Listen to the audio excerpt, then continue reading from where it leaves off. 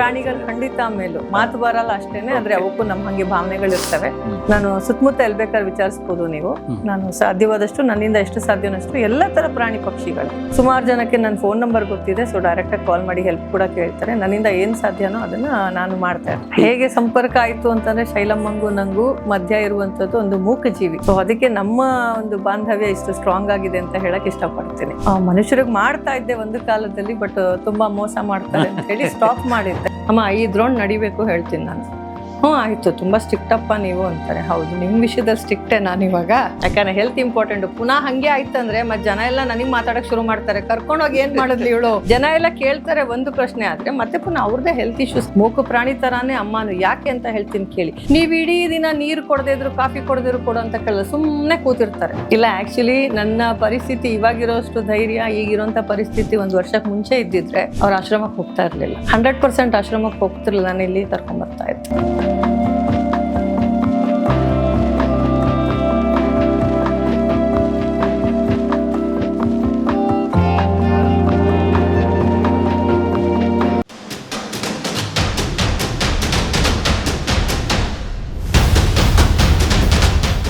ಈಗ ಶೈಲಶ್ರೀ ಸುದರ್ಶನ್ ಅವ್ರ ಹತ್ರ ಮಾತಾಡಿ ಆಯಿತು. ಅವರು ಲಾಸ್ಟ್ ಮೊಮೆಂಟಲ್ಲಿ ಕೈ ಮುಕ್ಕೊಂಡು ನಾನು ಸುಖವಾಗಿದ್ದೀನಿ ಅಂತೇಳಿ ಹೇಳಿದರು. ಏನು ಸುಖವಾಗಿದ್ದಾರೆ, ಹೇಗೆ ಸುಖವಾಗಿದ್ದಾರೆ, ಅದರ ಹಿನ್ನೆಲೆಯಲ್ಲಿ ಅವರ ಸಂದರ್ಶನದಲ್ಲಿ ಪೂರ್ತಿಯಾಗಿ ಒಂದು ಹೆಸರು ತಿರುಗಾಡ್ತಾ ಬರ್ತೈತೆ. ಆಗಾಗ ಆ ಹೆಸರು ಅನುಪಮ ಅರುಲಿಕೆ ಅಂತ. ನನಗೆ ಸುಮಾರು ವರ್ಷಗಳಿಂದ ಅವರು ಪರಿಚಯ, ತುಂಬ ಆತ್ಮೀಯರು, ಹೃದಯವಂತರ ಅಲ್ಲದೇ ಇರ್ತಿದ್ರೆ ಶೈಲೇಶ್ರಮ ಇಲ್ಲಿ ಇರಲಿಕ್ಕೆ ಸಾಧ್ಯ ಇರ್ತಾ ಇರಲಿಲ್ಲ. ಅಂಥ ಹೃದಯವಂತಿಗಿರುವಂತಹ ಅನುಪಮ ಅರುಲಿಕೆ ಅವರು ಹೇಗೆ ಅವರ ಸಂಪರ್ಕ ಆಯಿತು, ಹೇಗೆ ಅವ್ರನ್ನ ಇಲ್ಲಿ ಕರ್ಕೊಂಬಂದರು, ಅವರ ಮನೇಲಿ ಇಟ್ಕೊಂಡು ತಮ್ಮ ಕುಟುಂಬದ ಸದಸ್ಯರಾಗಿ ಹೇಗೆ ನೋಡ್ಕೋತಾ ಇದ್ದಾರೆ ಪ್ರೀತಿಯಿಂದ ಅಂತ ನಾನು ಪ್ರಶ್ನೆ ನಿಮ್ಮ ಹತ್ರ ಕೇಳಿದರೆ ಅದಕ್ಕೆ ಉತ್ತರ ರೂಪವಾಗಿ ಅನುಪಮ ಬಂದಿದ್ದಾರೆ. ನಮಸ್ಕಾರ ಅನುಪಮ. ನಮಸ್ಕಾರ. ಹೇಳಿಪ್ಪ, ನಾನು ಹೇಳೋದನ್ನು ಹೇಳಿದ್ದೀನಿ, ಇನ್ನು ನೀವು ಹೇಳುವಂಥದ್ದನ್ನು ಹೇಳಿ. ಹೇಗೆ ಸಂಪರ್ಕ ಆಯಿತು ಶೈಲೇಶ್ರೀ ಅಮ್ಮ? ಹೇಗೆ ಸಂಪರ್ಕ ಆಯ್ತು ಅಂತಂದ್ರೆ ಶೈಲಮ್ಮಂಗೂ ನಂಗೂ ಮಧ್ಯ ಇರುವಂತದ್ದು ಒಂದು ಮೂಕ ಜೀವಿ. ಸೊ ಅದಕ್ಕೆ ನಮ್ಮ ಒಂದು ಬಾಂಧವ್ಯ ಇಷ್ಟು ಸ್ಟ್ರಾಂಗ್ ಆಗಿದೆ ಅಂತ ಹೇಳಕ್ ಇಷ್ಟಪಡ್ತೀನಿ. ಯಾಕಂದ್ರೆ ನಾನು ಎಲ್ರಿಗೂ ಗೊತ್ತಿರೋ ಹಂಗೆ ಮೂಕ ಪ್ರಾಣಿಗಳಿಗೆ ಸೇವೆ ಮಾಡೋಳು. ಮನುಷ್ಯರಿಗೆ ಮಾಡ್ತಾ ಇದ್ದೆ ಒಂದು ಕಾಲದಲ್ಲಿ, ಬಟ್ ತುಂಬಾ ಮೋಸ ಮಾಡ್ತಾರೆ ಅಂತ ಹೇಳಿ ಸ್ಟಾಪ್ ಮಾಡಿದ್ದೆ. ಮನುಷ್ಯರಿಗಿಂತ ಪ್ರಾಣಿಗಳು ಖಂಡಿತ ಮೇಲು ಮಾತು ಬರಲ್ಲ ಅಷ್ಟೇನೆ, ಆದ್ರೆ ಅವಕ್ಕೂ ನಮ್ಮ ಹಂಗೆ ಭಾವನೆಗಳಿರ್ತವೆ. ನಾನು ಸುತ್ತಮುತ್ತ ಎಲ್ಲಿ ಬೇಕಾದ್ರೆ ವಿಚಾರಿಸ್ಬೋದು ನೀವು. ನಾನು ಸಾಧ್ಯವಾದಷ್ಟು ನನ್ನಿಂದ ಎಷ್ಟು ಸಾಧ್ಯವಷ್ಟು ಎಲ್ಲ ತರ ಪ್ರಾಣಿ ಪಕ್ಷಿಗಳಿಗೆ, ಬರೀ ನಾಯಿ ಅಂತ ಇಲ್ಲ, ಬೆಕ್ಕು, ಹಸು, ಅಳಿಲು, ಹಾವು, ಹದ್ದು, ಕಾಗೆ, ಪ್ರತಿಯೊಬ್ರು ಸುಮಾರು ಜನಕ್ಕೆ ನನ್ನ ಫೋನ್ ನಂಬರ್ ಗೊತ್ತಿದೆ. ಸೊ ಡೈರೆಕ್ಟ್ ಆಗಿ ಕಾಲ್ ಮಾಡಿ ಹೆಲ್ಪ್ ಕೂಡ ಕೇಳ್ತಾರೆ. ನನ್ನಿಂದ ಏನ್ ಸಾಧ್ಯನೋ ಅದನ್ನ ನಾನು ಮಾಡ್ತಾ ಇರ್ತೀನಿ. ಸೊ ಹಾಗೆ ಒಂದು ದಿವಸ ನೈಟ್ ಒಂದು 11:30-12 ಗಂಟೆ ರಾತ್ರಿಯಲ್ಲಿ ಒಂದು ಪುಟ್ಟ ಬೆಕ್ಕು ಮರಿ, ಮೂಳೆ ಎಲ್ಲ ಕಾಣ್ತಾ ಇರುವಂತ ಮರಿನ ನನ್ನ ಮಗ ಮನೆ ಕರ್ಕೊಂಡು ಬರ್ತಾನೆ. ಅದಕ್ಕೆ ಮೊಸರನ್ನ ಕೊಟ್ಟಿದ್ದೀನಿ, ಹತ್ಕೊಂಡು ತಿಂದಿದೆ. ಅದು ವಿಡಿಯೋ ಇವತ್ತಿಗೂ ನನ್ನ ಹತ್ರ ಇದೆ ಇನ್ಸ್ಟಾಗ್ರಾಮ್ ಅಲ್ಲಿ. ಸೊ ಅದು ಹತ್ಕೊಂಡು ತಿಂತು, ಮತ್ತೆ ಅದಕ್ಕೇನು ಕಾಯಿಲೆ ಇಲ್ಲ ಅಂತ ಗೊತ್ತಾಯ್ತು. ಒಂದು 10-15 ದಿವಸ ನಮ್ಮ ಮನೇಲಿ ಇಟ್ಕೊಂಡು ನಾವು ಆಮೇಲೆ ಇನ್ಸ್ಟಾಗ್ರಾಮ್ ಅಲ್ಲಿ ಪೋಸ್ಟ್ ಮಾಡಿದ್ವಿ, ದತ್ತು ತಗೊಳಕ್ಕೆ ಯಾರಾದ್ರೂ ಇಷ್ಟ ಇದ್ರೆ ತಗೊಳ್ಬೋದು ಇದನ್ನ ಅಂತ. ಅದಾಗಿ ಒಂದು ಸ್ವಲ್ಪ ದಿವಸಕ್ಕೆ ಒಂದು ಫೋನ್ ಕಾಲ್ ಬಂತು. ಫೋನ್ ಕಾಲಲ್ಲಿ ಆ ಕಡೆ ಶೈಲಶ್ರೀ ಅವರು ಅಂತ ನನಗೆ ಗೊತ್ತಿಲ್ಲ. ಫೋನ್ ಮಾಡಿ ಯಾರೊಬ್ರು ಲೇಡಿ ಕಾಲ್ ಮಾಡಿ ಮಾತಾಡಿದ್ರು, ನಿಮ್ಮ ಹತ್ರ ಒಂದು ಬೆಕ್ಕು ಇದೆಯಂತೆ, ಅದು ಒಬ್ರು ಸೆಲೆಬ್ರಿಟಿ ಅವರು ಬೇಕು ಅವ್ರಿಗೆ. ನಮ್ದು ಅಡಾಪ್ಷನಿಗೆ ಕೊಡೋ ರೂಲ್ಸ್ ಏನಪ್ಪಾ ಅಂತ ಅಂದ್ರೆ ನಮಗೆ ಬ್ರೀಡರ್ ಆಗಿರಬಾರ್ದು, ನಮ್ಮ ಕಂಡೀಷನ್ಸ್ಗೆ ಒಪ್ಕೋಬೇಕು, ಕೊನೆವರೆಗೂ ಆಚೆ ಬಿಡಬಾರ್ದು, ಅದೆಲ್ಲ ಹೇಳಿರ್ತೀವಿ. ಸೊ ಅವಾಗ ಕೇಳಿದೆ ಯಾರು ಅಂತ ಹೇಳಿ. ಅವಾಗ ಶೈಲಶ್ರೀ ಅವರು ಅಂದ್ರು. ನಾನು ಅಂದೆ ಇಲ್ಲ, ಅವ್ರಿಗೆ ವಯಸ್ಸಾಗಿದೆ, ಅವರನ್ನೇ ಒಬ್ರು ನೋಡ್ಕೋಬೇಕು, ಬೇಜಾರು ಮಾಡ್ಕೋಬೇಡಿ, ಬೇಡ ಕೊಡಲ್ಲ ನಾನು ಅಂತ ಅಂದೆ. ತಕ್ಷಣ ಇವ್ರು ಫೋನ್ ತಗೊಂಡು ಮಾತಾಡ್ತಾರೆ. ಮಾತಲ್ಲಿ ಅವ್ರಿಗೆ ಗಂಟಲುಬ್ಬಿ ಬರ್ತಾ ಇದೆ, ದುಃಖ ಬರ್ತಾ ಇದೆ. ಅವ್ರ ಮನೇಲಿ ಇದ್ದ ಒಂದು ಬೆಕ್ಕು ಓಡ್ ಹೋಗಿತ್ತು, ಯಾರೋ ತಗೊಂಡ್ ಹೋದ್ರು ಅಥವಾ ಮನೆ ಬಿಟ್ಟು ಹೋಯ್ತೋ ಗೊತ್ತಿಲ್ಲ, ಬಹಳ ಮುದ್ದಾಗಿ ಸಾಕಿದ್ ಬೆಕ್ಕು. ಇಲ್ಲಮ್ಮ, ನಾನು ಇವಾಗ್ಲೇ ಬರ್ತೀನಿ, ನಾನು ರೆಡಿ ಆಗ್ಬಿಟ್ಟಿದ್ದೀನಿ, ನಿಮ್ಮ ಮನೆ ಎಲ್ಲಿದೆ ಹೇಳಿ, ಆಟೋ ಮಾಡ್ಕೊಂಡು ಬರ್ತೀನಿ, ನಂಗೆ ಈಗಲೇ ಬೇಕು. ಕಡೆಗೆ ನಾ ಹೇಳ್ದೆ, ಇಲ್ಲಮ್ಮ ಹಾಗೆಲ್ಲ ಕೊಡೋಕ್ಕಾಗಲ್ಲ, ಮನೆ ನೋಡಿದೆ, ನಾನು ಬರ್ತೀನಿ, ನಾನೇ ಬಂದು ನಿಮ್ಮ ಮನೆ ನೋಡ್ತೀನಿ, ನೋಡಿಬಿಟ್ಟು ನನಗೆ ಮನಸ್ಸಿಗೆ ಒಪ್ಪಿದ್ರೆ ನಿಮಗೆ ಖಂಡಿತ ಕೊಟ್ಟು ಹೋಗ್ತೀನಿ ಅಂತ ಹೇಳಿ ಫಸ್ಟ್ ಟೈಮ್ ಅವ್ರ ಮನೆಗೆ ಹೋದೆ. ಅವ್ರ ಮನೆಗೆ ಹೋದಾಗ ಅವ್ರು ನನಗೋಸ್ಕರ ಕಾಯ್ತಾ ಇದ್ರು. ಮನೆಯೆಲ್ಲ ನೋಡಿದೆ, ಅವ್ರನ್ನೂ ನೋಡಿದೆ. ಅವರು ಬೆಕ್ಕು ಸಾಕಿದ ಫೋಟೋ ಎಲ್ಲ ತೋರಿಸಿದ್ರು, ಬಹಳ ಚೆನ್ನಾಗಿ ಸಾಕಿದ್ರು. ಸೊ ಕೊಡ್ಬೋದು ಅಂತ ಅನ್ನಿಸ್ತು ನನಗೆ. ಕಟ್ಮುಟ್ಟಾಗಿದ್ದಾರೆ, ವಯಸ್ಸಾಗಿದೆ ಅಷ್ಟೇ, ದೇಹಕ್ಕೆ ಮನಸ್ಸಿಗಲ್ಲ ಅಂತ ಗೊತ್ತಾಯಿತು. ಮಾಡ್ತಾರೆ ಇವರು ಅಂತ ಹೇಳ್ಬಿಟ್ಟು, ಸರಿ ಅಮ್ಮ ಕೊಟ್ಟಿರ್ತೀನಿ, ಆದರೆ ಆಗಾಗ ನಾನು ಬರ್ತೀನಿ ಆಗ್ಬೋದಾ ಅಂತ. ಖಂಡಿತ ಬನ್ನಿ ಅಂತ ಅಂದರು. ಅಲ್ಲಿಂದ ನಮ್ಮದೊಂದು ಬಾಂಧವ್ಯ ಶುರುವಾಯಿತು. 1.5 ವರ್ಷದ ಮೇಲಾಯಿತು ಪರಿಚಯ ಆಗಿ. ಓಕೆ.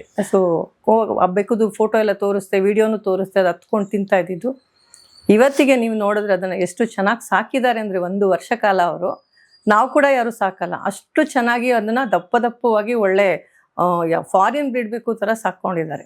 ಅದು ತೊಗೊಂಡೋದ್ಮೇಲೆ ಪಕ್ಕದ ಮನೆಯವ್ರು ಯಾರೋ ಒಂದು ಬೆಕ್ಕು ಕೊಟ್ಟಿದ್ದಾರೆ. 2 ಬೆಕ್ಕುನ ತುಂಬ ಚೆನ್ನಾಗಿ ಸಾಕ್ಕೊಂಡಿದ್ದಾರೆ. ಸಾಮಾನ್ಯವಾಗಿ ಬೆಕ್ಕುಗಳೇನಾಗುತ್ತೆ, 1-2 ಬಟ್ಟೆ ಏನಾದ್ರು ಬಿತ್ತು ಅಂದರೆ ಅವೇನಾದ್ರು ಪಾಟಿ ಪಿ ಮಾಡ್ಬೇಕಾದ್ರೆ ಮಾಡಿಬಿಡ್ತಾರೆ. ಬಟ್ ಇವ್ರು ಹಾಗಿಲ್ಲ, ತುಂಬ ಚೆನ್ನಾಗಿ ಟ್ರೈನಿಂಗ್ ಕೊಟ್ಟಿದ್ದಾರೆ, ತುಂಬ ಚೆನ್ನಾಗಿ ನೋಡ್ಕೊಂಡಿದ್ರು. ನನಗೂ ಖುಷಿ ಆಯಿತು. ಕಂಟಿನ್ಯೂಸ್ಸು ನಾನು ಅವರು ಹೋಗ್ತಾ ಬರ್ತಾ ಇದ್ವಿ. ತುಂಬ ಅವ್ರಿಗೆ ಹೇಳಿಬಿಟ್ಟಿದ್ದೆ, ಯಾರೂ ಇಲ್ಲ ಅಂತ ಗೊತ್ತಾಯಿತು. 24/7 ನಿಮ್ಗೆ ಯಾವಾಗ ಏನು ಮಾತಾಡಬೇಕು ಅನಿಸಿದ್ರು ನನ್ನ ಹತ್ರ ಮಾತಾಡಿ ಅಮ್ಮ ಅಂತ ಹೇಳಿ ಅವ್ರಿಗೊಂದು ಆತ್ಮೀಯತೆ ಇದು ಕೊಟ್ಟಿದ್ದೆ. ಸೊ ಎನಿ ಟೈಮ್ ಅವ್ರು ನನಗೆ ಕಾಲ್ ಮಾಡ್ತಾಯಿದ್ರು. ಅದು ಕಾಲ್ ಹಿಸ್ಟ್ರಿ ಚೆಕ್ ಮಾಡಿದ್ರೆ ಗೊತ್ತಾಗುತ್ತೆ ಅವ್ರು ಎಷ್ಟೊತ್ತಿಗೆಲ್ಲ ಕಾಲ್ ಮಾಡ್ತಿದ್ರು ಅಂತ. ಮಲಗಿರ್ತಿದ್ದೆ ನಿದ್ದೆ ಕಣ್ಣಲ್ಲಿ, ಅಯ್ಯೋ ಮಲ್ಕೊಂಡಿದ್ದೀರಾ, ಮಲ್ಕೊಳ್ಳಿ ಬೆಳಗ್ಗೆ ಮಾಡ್ತೀನಿ ಅನ್ನೋರು. ಸರಿ ಮಾತಾಡಿಟ್ರೆ ಮತ್ತೆ ಪುನಃ ಬೆಳಗಿನ ಜಾವ 5 ಗಂಟೆಗೆ ಫೋನು, ಅಯ್ಯೋ 5 ಗಂಟೆ ಅಮ್ಮ ಇನ್ನೂ ಎದ್ದಿಲ್ಲ, ಅಯ್ಯೋ ಹೌದಾ ಸರಿ ಆಮೇಲೆ ಮಾಡ್ತೀನಿ. ಈ ರೀತಿದೊಂದು ನಮ್ಮದು ಬಾಂಧವ್ಯ ಮೂಕಜೀವಿಯಿಂದ. ಓಕೆ. ಸೊ ಅವರು ಎಲ್ಲ ತುಂಬ ಹೇಳ್ಕೊಳ್ಳೋರು, ಯಾರ ಹತ್ರನೂ ಹೇಳ್ಕೊಳಕ್ಕಾಗದಿರೋದೆಲ್ಲ ಹೇಳ್ಕೊಳ್ತಾ ಇದ್ರು. ನಾವು ಹಂಗೆ ನಮಗೆ ಅಂದರೆ ವಯಸ್ಸಿನ ಭೇದ ಅಂತ ಬರಲಿಲ್ಲ ಅಲ್ಲಿ. ಒಂದು ಒಳ್ಳೆ ಆತ್ಮೀಯತೆ ಬೆಳೀತು ಆ ಬೆಕ್ಕುವಿಂದಾಗಿ. ಸೊ ಇವತ್ತಿಗೂ ಆ ಬೆಕ್ಕು ಚೆನ್ನಾಗಿದೆ, ಬೆಕ್ಕುನೂ ನನ್ನ ಜೊತೆಗಿದೆ, ಶೈಲಮ್ಮನೂ ನನ್ನ ಜೊತೆಗಿದ್ದಾರೆ. ಶೈಲಮನ್ನ ಇಲ್ಲಿ ಕರ್ಕೊಂಡು ಬರಬೇಕು ಅಂತ ನಿಮ್ಮ ಮನೆಗೆ, ನಿಮ್ಮ ಕುಟುಂಬದ ಸದಸ್ಯೆಯಾಗಿ ಇಟ್ಕೊಳ್ಬೇಕು ಅಂತ ಅನಿಸಿದ್ದು ಯಾವಾಗ, ಎಲ್ಲಿಂದ? ಅಂದರೆ ನನಗೆ ಅವರು ಆಶ್ರಮಕ್ಕೆ ಹೋಗೋಕೆ ಮುಂಚೆನೇ ನನಗೆ ಕರ್ಕೊಂಬರ್ಬೇಕು ಅಂತ ಮನಸ್ಸಿತ್ತು. ಆವಾಗ ನನ್ನ ಮನೆ ಪರಿಸ್ಥಿತಿ ಸರಿ ಇರಲಿಲ್ಲ. ನಾವಿದ್ದಿದ್ದು ಬಾಡಿಗೆ ಮನೆಯಲ್ಲಿ, ಮೊದಲಿದ್ದಿದ್ದು ಮನೆ ಸೀಲಿಂಗ್ ಎಲ್ಲ ಬಿದ್ದು ಹೋಗಿತ್ತು, ಬೇರೆ ಮನೆ ಹುಡುಕಾಟದಲ್ಲಿದ್ವಿ. ಅದು ಅವ್ರಿಗೂ ಗೊತ್ತಿತ್ತು. ಹೇಳಿದ್ದೆ ಶೈಲಮ್ಮಂಗೆ ಕೂಡ, ಅಮ್ಮ ನನ್ನ ಮನೆ ಪರಿಸ್ಥಿತಿ ಸರಿ ಇಲ್ಲ, ಇಲ್ಲ ನಾನು ಎಲ್ಲೂ ಹೋಗೋಕ್ಕೆ ಬಿಡ್ತಾ ಇಲ್ಲ, ನಾನೇ ಕರ್ಕೊಂಡು ಬಂದು ಇಟ್ಕೋತಾ ಇಲ್ಲ ಪರವಾಗಿಲ್ಲ ನೀವು ಎಷ್ಟು ಅಂತ ಮಾಡ್ತೀರಾ ಅಂತೆಲ್ಲ ಹೇಳಿ ಇದು ಮಾಡಿದರು. ಆ್ಯಂಡ್ ಇನ್ಫ್ಯಾಕ್ಟ್ ಇನ್ನೊಂದು ವಿಷಯ ಏನಪ್ಪ ಅಂದರೆ, ಅತಿ ಮುಖ್ಯವಾದ ವಿಷಯ, ಇಲ್ಲೇ ಇದ್ದಾರೆ ಅವ್ರ ಎದುರಿಗೆ ಹೇಳ್ತೀನಿ, ಅವ್ರಿಗೆ ಆಶ್ರಮಕ್ಕೆ ಹೋಗೋಕ್ಕೆ ಖಂಡಿತ ಇಷ್ಟ ಇರಲಿಲ್ಲ. ಯಾಕಂದರೆ ಅವ್ರ ಅಕ್ಕನ ಆಶ್ರಮಕ್ಕೆ ಸೇರಿಸ್ಬಿಟ್ಟು ತುಂಬ ಪ್ರಾಬ್ಲಮ್ ಅನುಭವಿಸಿದ್ರು ಅಂತ ಹೇಳ್ಬಿಟ್ಟು ಅವ್ರು ಯಾವಾಗಲೂ ಹೇಳೋರು, ಅನುಪಮ ನನಗಿಷ್ಟ ಇಲ್ಲ, ಅನುಪಮ ನನಗಿಷ್ಟ ಇಲ್ಲ ಅಂಥೇಳಿ. ನಾನು ಅದಕ್ಕೆ ಅವ್ರಿಗೆ ಕನ್ವಿನ್ಸ್ ಮಾಡಿದ್ದು, ಮನೆ ಎಲ್ಲೂ ಸಿಗ್ತಾ ಇಲ್ಲಮ್ಮ, ಸೊ ನೀವು ನೋಡಿ ಆಶ್ರಮ, ನಾನು ತೋರಿಸ್ತೀನಿ, ನಿಮಗೆ ಬಲವಂತ ಮಾಡಲ್ಲ ಹೋಗಬೇಕು ಅಂತ, ತೋರಿಸ್ತೀನಿ, ಅಲ್ಲಿ ಅನುಕೂಲ ಇತ್ತು ಅಂದರೆ ನೀವು ಹೋಗಿ ಅಂತ ಹೇಳಿ ಮಲ್ಲೇಶ್ವರಂ ಆಶ್ರಮ ಕರ್ಕೊಂಡು ಹೋದೆ. ಅದಿಷ್ಟ ಆಗಲಿಲ್ಲ. ಅವರದ್ದೇ ಇನ್ನೊಂದು ಆಶ್ರಮ ಮಡಿಲು ಆಶ್ರಮ, ಅಲ್ಲಿ ಕರ್ಕೊಂಡು ಹೋದೆ. ಇಷ್ಟ ಆಯಿತು, ಕನ್ವಿನ್ಸ್ ಮಾಡಿದೆ. ಒಂದು 3 ತಿಂಗಳು ನೀವು ಆಶ್ರಮದಲ್ಲಿರಿ, ಅಷ್ಟೊತ್ತಿಗೆ ನಾನು ಯಾವ್ದಾದ್ರು ಮನೆ ಹುಡುಕ್ಬಿಟ್ಟು ನಿಮ್ಮನ್ನು ಕರ್ಕೊಂಡು ಹೋಗ್ತೀನಿ ಇಲ್ಲೇ. ಅವ್ರ ಕಣೆ ತನಕ ಇರೋಕ್ಕೂ ಇಷ್ಟ ಇರಲಿಲ್ಲ ಅಲ್ಲಿ. ಹೇಳಿದ್ರು ಕೂಡ ನಾನು ಇರೋಲ್ಲ ಎಲ್ಲೂ, ಹಾಗೆ ನನ್ನ ಮರಿಗಳ ಜೊತೆನೇ ಇರಬೇಕು, ಬೆಕ್ಕುಗಳ ಜೊತೆನೇ ಬೇಕು ನನಗೆ ಅಂತ ಹೇಳಿ. ಸೊ ನಾನು ಅವ್ರಿಗೆ ರಿಕ್ವೆಸ್ಟ್ ಮಾಡಿದ್ದೆ, ಒಂದು 3 ತಿಂಗಳು ಟೈಮ್ ಕೊಡಿ, ಎಲ್ಲಾದರೂ ಒಂದು ಮನೆ ಹುಡುಕ್ಬಿಟ್ಟು ನಾನು ಕರ್ಕೊಂಡು ಹೋಗ್ತೀನಿ ಅಂತೇಳಿ. ಆ 3 ತಿಂಗಳು 6 ತಿಂಗಳಾಯಿತು, 6 ತಿಂಗಳು 8 ತಿಂಗಳಾಯಿತು. ಅವ್ರು ಪ್ರತಿ ಸತಿ ಫೋನ್ ಮಾಡುವಾಗಲೂ ಕೇಳ್ತಾಯಿದ್ರು, ಅನುಪಮ ಆಯಿತಾ, ಇಷ್ಟೇನಾ, ನಾ ಕೊನೆವರೆಗಿಲ್ಲೇ ಇರಬೇಕಾ? ಅಮ್ಮ ಇಲ್ಲಮ್ಮ ನೋಡ್ತಾ ಇದ್ದೀನಿ, ಅಮ್ಮ ಇಲ್ಲಮ್ಮ ನೋಡ್ತಾ ಇದ್ದೀನಿ, ಹಾಗೆ ಹೇಳ್ತಾ ಇದ್ದೆ. ಯಾಕೆಂದರೆ ನನ್ನ ಪರಿಸ್ಥಿತಿ ಸರಿ ಇರಲಿಲ್ಲ ಆವಾಗ, ನಾನು ಧೈರ್ಯವಾಗಿ ಕರ್ಕೊಂಡು ಬರೋಕ್ಕೆ. ಸೊ ಅದಾದ ನಂತರ ಅವ್ರದ್ದು ಫೋನು ಪದೇ ತೊಂದರೆ ಕೊಡ್ತಾ ಇತ್ತು. ಫೋನ್ ಸರಿ ಇರ್ತಿರ್ಲಿಲ್ಲ. ಫೋನ್ ಒಂದು ಸರಿ ಇದ್ದರೆ ನಮ್ಗೆ ಅಟ್ಲೀಸ್ಟ್ ಕಮ್ಯುನಿಕೇಷನ್ಗೆ ಈಸಿ ಆಗುತ್ತೆ ಅನ್ನೋದು ಒಂದು ನಮ್ಮ ಮನಸ್ಸಲ್ಲಿತ್ತು. ಏನು ಮಾತಾಡೋಕ್ಕೂ ಕೇಳಿಸ್ತಾನೆ ಇರಲಿಲ್ಲ. ಪ್ರತಿ ಸತಿ ನಾನು ಆಶ್ರಮಕ್ಕೆ ಹೋಗೋಕ್ಕೂ ಆಗ್ತಿರ್ಲಿಲ್ಲ.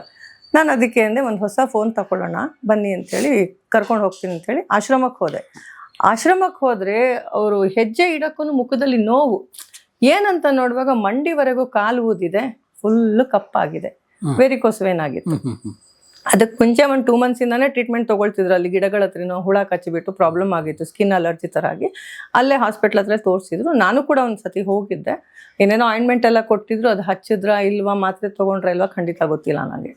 ಸೊ ಆಮೇಲೆ ನಾನು ಹೇಳಿದೆ, ಈ ಥರ ಆಗಿದ್ದಲ್ಲ, ಸರಿ ಫೋನ್ ತೊಗೊಂಡು ಹಾಗೆ ಹಾಸ್ಪಿಟಲ್ಗೆ ಕರ್ಕೊಂಡು ಹೋಗ್ತೇನೆ, ಅಲ್ಲಿ ಡಾಕ್ಟ್ರ್ ಏನು ಹೇಳ್ತಾರೆ ಕೇಳೋಣ, ಕೇಳಿಬಿಟ್ಟು ಆಮೇಲೆ ಡಿಸೈಡ್ ಮಾಡೋಣ ಅಮ್ಮ ಅಂಥೇಳಿ ಕರ್ಕೊಂಡು ಬಂದೆ. ಫೋನ್ ಕೊಡಿಸ್ದೆ, ಇಲ್ಲೇ ನಮ್ಮ ಮನೆ ಪಕ್ಕದಲ್ಲಿ ಹಾಸ್ಪಿಟಲ್ ಇದೆ, ಅಲ್ಲಿ ಕರ್ಕೊಂಡು ಹೋದೆ. ಡಾಕ್ಟ್ರು ಹೇಳಿದ್ರು, ಭಾಳ ಬೇಗ ಕರ್ಕೊಂಬಂದಿದ್ದೀರಾ, ಲೇಟ್ ಆಗಿದ್ದರೆ ತುಂಬ ಕ್ರಿಟಿಕಲ್ ಆಗಿತ್ತು ಸ್ಟೇಜು ಅಂತ ಹೇಳಿ. 10 ದಿವಸನೋ 15 ದಿವಸನೋ ಏನೋ ಅವ್ರಿಗೆ ಫುಲ್ಲು ಬೆಳಗ್ಗೆ ಸಂಜೆ 2 ಟೈಮೂ ಒಂದು ಜೆಲ್ ಕೊಡ್ತಾರೆ. ಆ ಜೆಲ್ ಮಸಾಜ್ ಮಾಡಿ ಕ್ರೇಪ್ ಬ್ಯಾಂಡೇಜ್ ಸುತ್ತಿ ಅವರಿಗೆ ರೆಸ್ಟಲ್ಲಿ ಇಡಬೇಕು. ಕಾಲು ಫುಲ್ಲು ಹೈಟ್ ಇಟ್ಟು ತಲೆ ಕೆಳಗಿಡೋದು, ಆ ಥರ ಮಾಡಿಸ್ಬೇಕಿತ್ತು. ಅದು ಅಲ್ಲಿ ಮಾಡೋರು ಯಾರೂ ಇಲ್ಲ ಆಶ್ರಮದಲ್ಲಿ. ಆಶ್ರಮದವ್ರಿಗೆ ಕೇಳಿದೆ ನಾನು, ಮಾಡ್ತೀರಾ ನೀವು, ವಿಡಿಯೋ ಎಲ್ಲ ಕಳಿಸ್ಕೊಡ್ತೀನಿ, ಡಾಕ್ಟರ್ ನಂಬರ್ ಕೊಡ್ತೀನಿ. ಇಲ್ಲ ಅನುಪಮ, ಜ್ವರ ಕೆಮ್ಮು ನೆಗಡಿ ಹತ್ರ ನೋಡ್ಕೋಬೋದು, ಇದೆಲ್ಲ ನೋಡೋಕ್ಕೆ ಸ್ಟಾಫ್ ಇಲ್ಲ ನಮ್ಮ ಹತ್ರ ಅಂತ. ಮತ್ತು ಅವ್ರು ಸೇರ್ಸೋಕ್ಕೂ ಮುಂಚೆನೇ ಹೇಳಿದರು, ತುಂಬ ಹೆಲ್ತ್ ಇಶ್ಯೂಸ್ ಎಲ್ಲ ಆದರೆ ನಾವು ನೋಡ್ಕೊಳ್ಳಲ್ಲ ಅಂತಲೇ ಹೇಳಿದರು ಅವರು. ಸೊ ಹಾಗಾಗಿ ನಾನು ನಮ್ಮನೆ ಕರ್ಕೊಂಡು ಬಂದೆ ಟ್ರೀಟ್ಮೆಂಟ್ಗೆ ಅಂತ. ಸ್ವಲ್ಪ ಪರವಾಗಿಲ್ಲ, ಇನ್ನೂ ಒಂಚೂರು ಕಾಲು ಊತ ಹಾಗೇ ಇದೆ. ಹಂಗಾಗಿ ನಾನು ಡಿಸಿಷನ್ ಅಲ್ಲಿ ತಗೊಂಡೆ. ಯಾಕಂದರೆ ಮನುಷ್ಯನಿಗೆ ನಡೆಯೋಕೆ ಬೇಕಾಗಿರೋದೇ ಕಾಲು ಮೇನ್ಲಿ. ನಮ್ಮ ಇಡೀ ದೇಹದ ಭಾರ ಹೊತ್ತು ನಡಿಬೇಕಲ್ಲ. ಅಟ್ಲೀಸ್ಟ್ ಕಾಲೊಂದು ಚೆನ್ನಾಗಿದ್ರೆ ಅವ್ರ ಕೆಲಸ ಅವರೇ ಮಾಡ್ಕೊಳ್ಳೋಕೆ ಅನುಕೂಲ ಆಗುತ್ತೆ. ಪೂರ್ತಿ ಬೆಡ್ ರಿಡನ್ ಆದರೆ ಯಾರು ನೋಡ್ತಾರೆ ಅವರನ್ನು? ಇರೋ ತನಕ ಚೆನ್ನಾಗಿರಲಿ ಅಂಥೇಳಿ ನಾನು ಕರ್ಕೊಂಡು ಬಂದೆ. ಅಮ್ಮ 5 ರೌಂಡ್ ನಡಿಬೇಕು ಹೇಳ್ತೀನಿ ನಾನು. ಹ್ಞೂ ಆಯಿತು, ತುಂಬ ಸ್ಟ್ರಿಕ್ಟಪ್ಪ ನೀವು ಅಂತಾರೆ. ಹೌದು, ನಿಮ್ಮ ವಿಷಯದಲ್ಲಿ ಸ್ಟ್ರಿಕ್ಟೇ ನಾನು ಇವಾಗ. ಯಾಕಂದರೆ ಹೆಲ್ತ್ ಇಂಪಾರ್ಟೆಂಟು. ಪುನಃ ಹಾಗೆ ಆಯ್ತಂದ್ರೆ ಮತ್ತೆ ಜನ ಎಲ್ಲ ನನಗೆ ಮಾತಾಡೋಕೆ ಶುರು ಮಾಡ್ತಾರೆ. ಕರ್ಕೊಂಡೋಗಿ ಏನು ಮಾಡಿದ್ಲಿ ಇವಳು? ಆಬ್ವಿಯಸ್ಲಿ ಅಲ್ವಾ?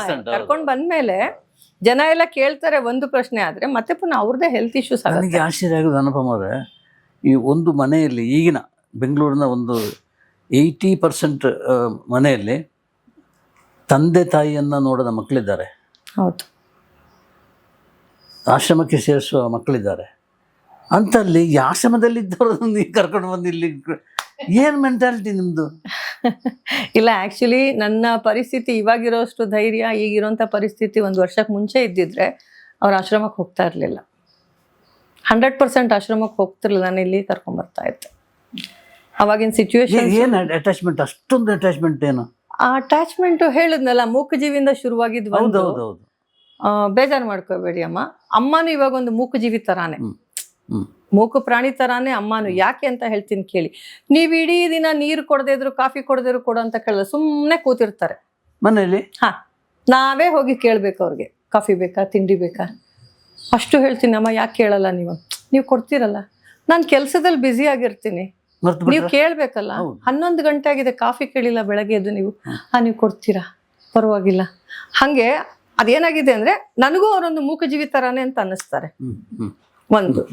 ಸೊ ಇದುವರೆಗೂ ಅವ್ರ ಜೀವನದಲ್ಲಿ ಏನೇನಾಯ್ತೋ ನನಗೆ ಗೊತ್ತಿಲ್ಲ. 1.5 ವರ್ಷದಿಂದ ನಾನು ನೋಡ್ತಾ ಇದ್ದೀನಿ.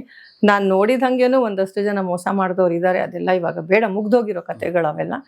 ಸೊ ಎಲ್ಲೋ ಒಂದು ಕಡೆ ನನಗೆ ಅವರ ಒಂದು ಏನು ಹೇಳ್ತಾರೆ, ಒಂದು ಮುಗ್ಧತೆ, ಅವರ ಮೌನ. ನೀವು ಇಡೀ ದಿನ ಊಟ ಕೊಡದಿದ್ರು ಕೇಳಲ್ಲ, ಸುಮ್ಮನೆ ಕೂತಿರ್ತಾರೆ.